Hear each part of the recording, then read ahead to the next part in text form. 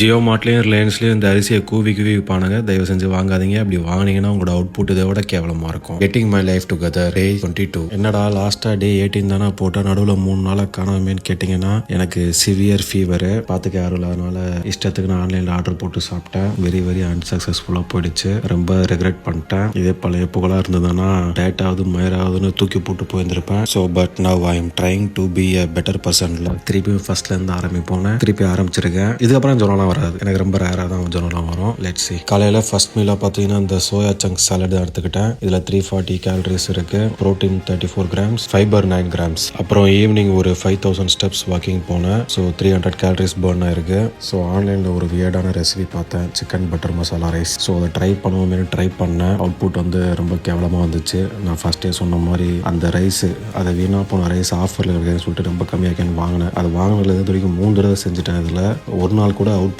ஒழுங்காக வந்ததாக சரித்திரமே இல்லை. அந்த டோட்டல் நான் என்னென்னமோ நினச்சேன் இது வரும்போது செம்மையாக வரும்னு. பட் எனக்கு ரொம்ப டிஸப்பாயின்மெண்ட் ஆகிடுச்சு.